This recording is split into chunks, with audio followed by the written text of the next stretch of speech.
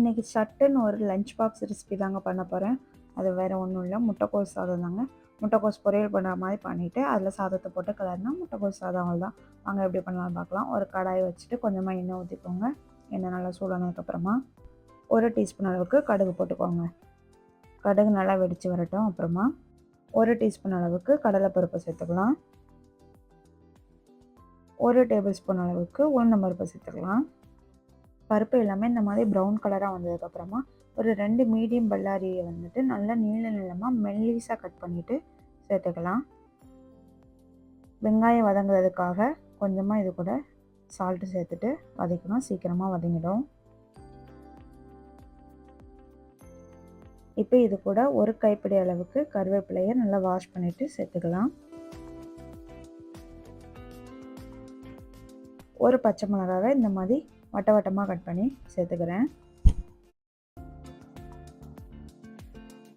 இது எல்லாத்தையும் நல்லா கலந்து விட்டுக்கோங்க. வெங்காயம் லைட்டாக கண்ணாடி பதம் வந்ததுக்கப்புறமா கோஸை வந்துட்டு கேரட் துருவுற அந்த இதில் வந்துட்டு துருவுனிங்கன்னா நல்லா மெல்லிஸாக அந்த மாதிரி கிடைக்கும். அதில் நல்லா இந்த மாதிரி ஸ்லைஸ் பண்ணி எடுத்துகிட்டு அதையும் சேர்த்துக்கலாம். இது எல்லாத்தையும் நல்லா முதல்ல கலந்து விட்டுடலாம். இப்போ இந்த இதுக்கு தேவையான அளவு உப்பு சேர்த்துக்கலாம். ஏற்கனவே சாதத்தில் உப்பு போட்டிருக்கனால கொஞ்சம் பார்த்து சேர்த்துக்கலாம். அப்புறம் ஒரு 1/4 டீஸ்பூன் அளவுக்கு மஞ்சள்தூள் சேர்த்துட்டு இது எல்லாத்தையும் ஒரு 3 நிமிஷத்துக்கு நல்லா வதக்கிக்கலாம். பாருங்கள், ஒரு 3 to 5 நிமிஷத்துக்குள்ளே நல்லா வதங்கி இந்த மாதிரி வந்துடும்.